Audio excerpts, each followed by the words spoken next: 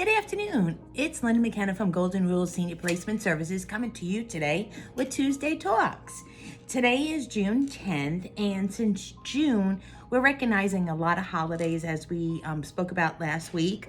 This focus is about Cataract Awareness Month and Oral Health Month. And what we're going to talk about is what thoughts and suggestions that can improve our senior loved ones' eye and oral health. So to no further ado, I'm going to look at my notes so this way we could be guided that way. Cataract Awareness Month is celebrated in June. The awareness campaign promotes information about the eye condition that is the leading cause of blindness in the United States. While this is a scary fact, fret not because cataracts are treatable with a simple surgery procedure, which has about a 95% success rate. The common eye condition mostly affects people over 40, but newborns can also suffer from cataracts either due to complications during pregnancy or the mother contracting diseases like German measles and chickenpox. I could say this for myself. Last year, it's almost a year now that my first eye was done. My right eye was done cataracts, and then I did my left eye a couple of months later. And I have to say, after the first eye was done, because I did have floaters and all, the clarity, the diminishing of glare, the sunlight was such an improvement that it really inhibited me to drive for cataract surgery. And I honestly did not drive because I didn't feel comfortable or safe at it. So of course I lost my independence and depended on everybody during that time. But cataracts is something that's very simple. Afterwards there is a process of making sure it drops and all, and maintenance thereafter, and making sure that your eyes are always clean and to avoid infection. But it was a quick procedure and immediate satisfaction. So I am full on with cataract surgery. The history of Cataract Awareness Month actually was pioneered by the organization Prevent Blindness. It was established in 1908 when a community of doctors realized that 50% of cases of blindness in children were highly preventable or treatable, but the actions were being taken. Prevent Blindness, a trailblazer in the eye care industry, went in to spearhead and get many regulations and legislation approved that would aid in preventing eye disease in infants and age-related visions problems in adults. So of course this was very much that it was looked upon, excuse the expression, looked upon, but really sought after, because to prevent blindness is one of the senses that is very, very precious to us, that vision loss, if it could be preventable by doing certain kind of surgeries or procedures, by all means, was something well sought out by our ancestors. Actually, the U.S. Census of Disease Control and Prevention estimates that around 30 million Americans suffer from cataracts. The figure is projected to grow to 39 million by 2032 because, of course, the baby boomers are growing up. What are some of the frequently asked questions during this Cataract Awareness Month, or questions you might have regarding it? When should cataract surgery be When should cataract surgery be avoided? Your doctor can inform you when it is best to avoid cataract surgery. For example, your doctor might not perform cataract surgery on you if you have a detached retina or advanced macular degeneration. At what age do cataracts usually develop? A cataract often develops slowly over time, starting after the age of 40. However, severe vision impairment doesn't usually happen until 60 or above. So I have to tell you, it's a year, and honestly, I'm over 40 and over 60. So quite honest with you, it's something that when I went to the eye doctor, we discussed it and we had a plan. And it's so good because I have a friend that also needed cataract surgery, but unfortunately she has a detached retina. So unfortunately there is vision loss majorly. So she couldn't have the cataract surgery performed. 5 facts about eyes that treat well with, that will blow your mind, okay? I could read now, but I don't have my glasses on, and I don't need them anymore. 4 million blinks a year. The human eye blinks at least 4,200,000 times every year. Brown eyes are blue. The wonders of science show that brown eyes are actually blue from underneath. Seen in the light and dark, your eyes have 7 million cone cells that help you see colors, while the 100 million rod cells help you see in the dark. Babies don't have tears. Newborn babies do not produce any tears until they cry for the first 6 weeks of their lives. Jelly-like liquid to keep your eyes healthy. Your eyes are filled with jelly-like fluid called vitreous humor, which is necessary to keep your eyes healthy and functioning. Why we love Cataract Awareness Month. It's the celebration of sight. It's the celebration of science. It's a celebration of hope. How to observe Cataract Awareness Month. Find out about cataracts. Have a consultation with your ophthalmologist, more than an optician. It's really something that is more advanced doctor that could recognize it, and that is the doctor that's going to be performing the surgery. Participate in cataract related events. There is so many events that people don't realize about eye health. To participate in them, sometimes they're in mall settings that free vision testing. Actually, they do see if there is pressure behind your eye. So there's a lot of things that the eye doctor can do that you could definitely participate in before the loss of it. It is, like I said, our most precious sense, and to preserve your eyesight is priceless. It really is. Actually, over the year that I have, of course, recuperated and have been different, that I have more my independence now, that I could drive again. But secondly, I could read better. I don't have to have glasses on.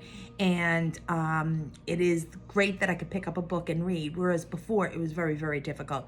And I do a lot of work on the computer, so that really helps as well. During this month, we're also celebrating oral health, and why we are so much important about all of our body.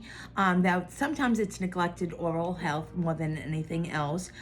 Good oral hygiene is a must. There's so many things that can be done with good oral health. Actually, the first toothbrush was actually made of twigs back in the day, and it was actually that with scrubbing of fibers on the teeth, so the bristles that now act as bristles was actually cleaning the top layer of our teeth. And ancient Greek actually used pumice stones and talc and alabaster to create their own toothpaste itself. A dentist in Connecticut actually understood the importance of oral health, and he actually trained his cousin to be a dental hygienist. And with that, that's what started the program of dental hygienist in a lot of these universities, and that was where it started in Bridgeport, Connecticut. 5 interesting facts about teeth. Teeth cannot heal themselves. That's the only part of our body that it cannot heal itself. 2, we see only part of our teeth. We actually only see 1/3 of our teeth. The other is hidden underneath the gums. Smiles are the first thing people notice. 50% people say that smiles are the first feature that they notice about other people. 4, we spend almost 40 days brushing our teeth over our lifetime, with especially 365 days in our life in a year. But the time that we spend on it is approximately 40 days, 24/7, equates to that. And 5, flossing is a lifesaver. It goes beyond just brushing the teeth or mouthwashes. It's actually getting gun control, and it reduces infection diseases much more, and it increases the life expectancy as well. A lot of people don't realize that dental health also could affect your immune system. It could affect your cardiac system. There is so much that oral health is important. Why we love Oral Health Month. It's a healthy, pearly bites. It's making sure that we are keeping our teeth and maintaining our teeth.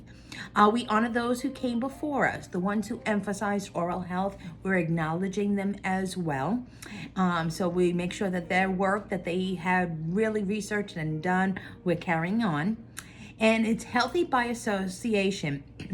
Good oral hygiene practices, keeping your teeth and gums in top shape, influence your loved ones to do the same. We do that for children. We make sure that they are scheduled in doing their dental health, getting up in the morning, brushing their teeth after meals, and of course before bedtime. So once we instill that in our children, it's now generational, of course. How to celebrate Oral Health Month is take care of our oral issues, all of them. 2, smile and show off your health, oral health. And also 3, most importantly, make sure you do a dental appointment. So the more that you go to the dentist, it's more proactive and preventative. Why are these 2 things so important for our senior loved ones? When they're not able to do this themselves, go to the eye doctor or go to the dentist, it is really, really important to take notice of it so your loved ones can function better, see better, then they have their independence as well. It's also preventing falls if they can't see or they're developing a disease. You could recognize that. But even oral health, if it's something that their teeth are breaking away or there is medical problems that is happening to them, their oral health, maybe it is best that it is to have dentures. Maybe they're not eating what they would like to eat because they can't have the ability to chew on their teeth that are not strong, so they stay away from some food. So maybe having dentures or implants would be beneficial. Like always, if we don't take care of our senior loved ones and we rely on them to make those decisions and those appointments, we're really not putting forward of being proactive or preventative at the same time too. So no better way to take care of our eyes and our teeth this month, not only for ourselves, but our senior loved ones. So please reach out to them and make appointments for them accordingly. This month, like I said, we have a lot of topics to cover. June is a month of really a lot of awareness. Next week, we're going to be talking about summer is almost here. June 17th. June is Cancer from the Sun month. And we're going to talk about how Fresh Fruit and Vegetables month and how it's so important for our loved ones. So how can we assist a senior loved one with the proper prevention and a better diet? So that's what we're going to talk about next week on June 17th. But to no further ado, I would love to always say, please go to my website. It's www.goldenruleseniorplacement.com. There you will find my contact information. You also will find my bio testimonials, the various options of senior living. And then also you will find a lot of resources and a lot of these videos that you could go back on. All I can say for going back to cataract and oral health, a lot of these services are offered in senior living as well too, whereas a dentist comes sometimes to the community and also an eye doctor. So repetitive, making sure that they're getting care is important. So if you don't have that opportunity of making that happen, if they don't live in senior living, make sure that that's something that you do for them. Trust me, when it comes to cataract surgery, and now they're in senior living, they're living a fruitful life. They're so involved in activities. They don't need the big bingo cards, and they are eating liberally. Today I had lunch with a client, and one of the guests at our table was eating, very surprisingly, not only a barbecue pork, but he was eating, and he cleaned it, corn on the cob. 2 long